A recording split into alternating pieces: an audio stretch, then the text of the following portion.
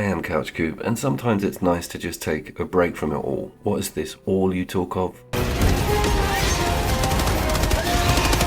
We're going to be looking at 2023's Dredge. It got put forward for a few indie game awards, and I'm a little bit late to the party, but wanted to talk about it because it is on PlayStation Extra. We are looking at the PlayStation 5 version, and pretty stunning stuff. I will warn you, it's going to be a little bit of this. I had a little drink about an hour ago.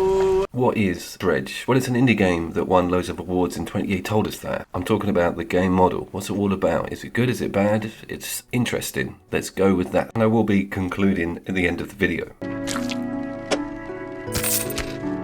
So you go out in your little boat, which is controlled on a twin stick level. You've got your throttle and you've got your left and right. It's not rocket science getting this thing around. What is rocket science, however, is avoiding things. And the boat's made of what feels like the same material as macaroons are made from, meaning one slight abrasive brush on the tiniest pebble and you've got a very expensive red cross on your UI. Now it has an active day and night system, and this revolves around normally your sort of loot ratios with what's out there. It's better stuff out in the dangerous, misty, foggy nighttime sections than there are in the sort of broad daylight, stay local, easy fishing spots.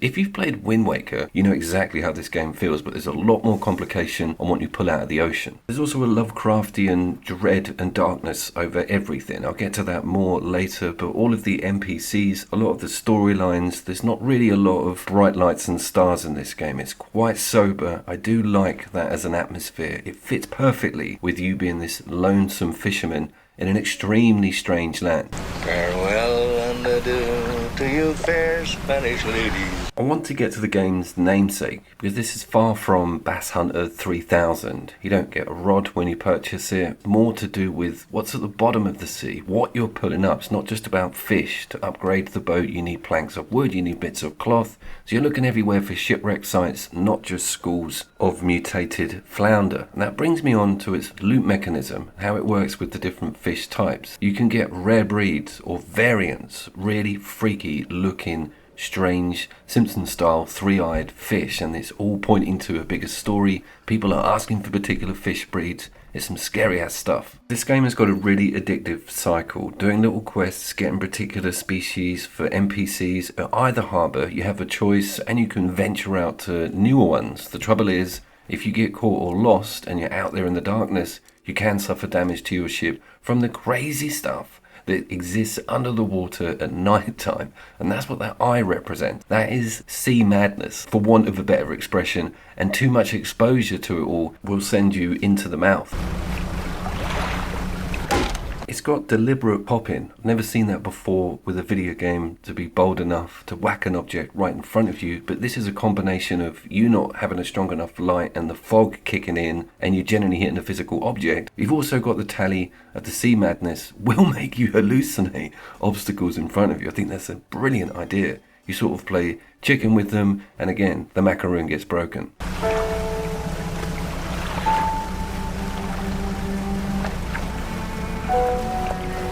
The map is pretty large and there's no like fuel gauge. You can go as far as you want to risk things or take whatever over to another harbour. I like the idea of not every safe zone has got a trading post, so you may need to go to a fishmonger's or get rid of your trinkets somewhere else. It forces you into sort of island hopping and you get to see loads more different fish species, and the more off the beaten track you go, the better variant you'll get on what you're pulling out of the sea. And sometimes you may have a very particular side quest that may result in a really cool reward, so it's worth looking around and creeping up to these wreck sites, but not all of them are friendly.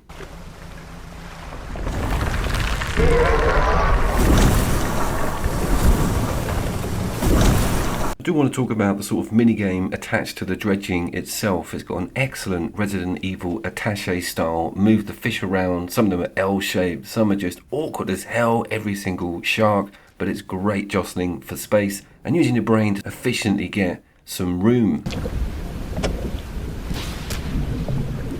Some of the fishing sites, and this is normally more predominant at night, will have this strange mist over them, meaning that the variant RNG is a lot higher, so you really want to go for them, and you'll pull out some of the craziest looking and named fish. I think that's an excellent angle to the game, categorizing all this weird stuff you pull out of the sea and the value that you get for taking it to maybe a particular fishmonger, filling up this awesome book, and just seeing all the great illustrations surrounding that game mechanic.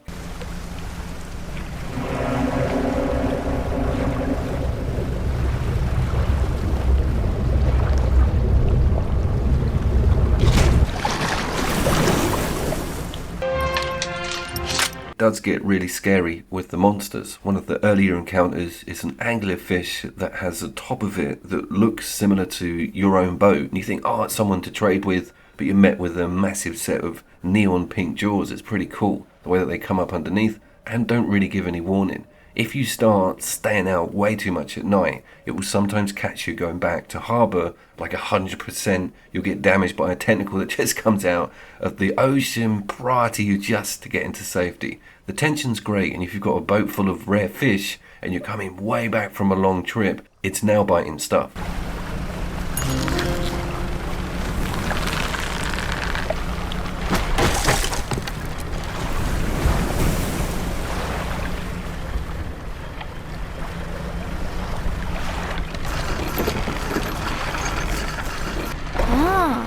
They've also given me a lot more than expected on variant with environment. There's a volcanic section where you need a special rod to get down to the hot magma bottom of the sea, which has got some extremely exotic creatures in it. And you can also put crab pots down and check them regularly. You've got your own little fisherman's life inside this indie game. Your husband's all right, Mrs. Brody. He's fishing. He just got a couple of stripers. As a palate cleanser, this is a really perfect alternative with a relaxing aesthetic until those damn birds come after you. That's what the horn's for, by the way, to scare them off.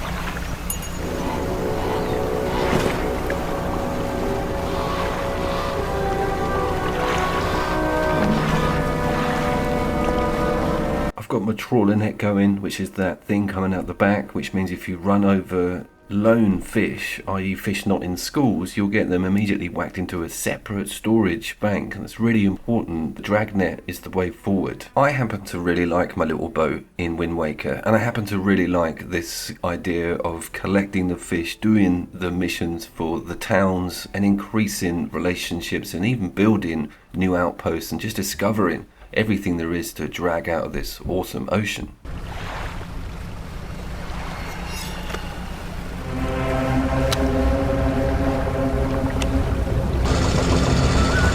How far do we have to go? That anglerfish is kind of the stuff of nightmares. It will stalk you and follow you around. You have to switch your light off. Some of the high loot fishing areas are protected by massive leviathan-like creatures. There's so much exploration here. I'm sticking with this. I'm kind of loving it. I'd like to get to the end game if I could.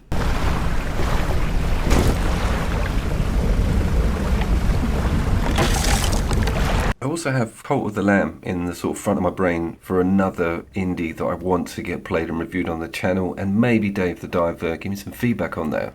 I was actually Couch Coop, and I will of course see you all down there. The unsubscribed must be punished. YouTube must face its destiny. Couch Coop must reign supreme. I've gone Yoda.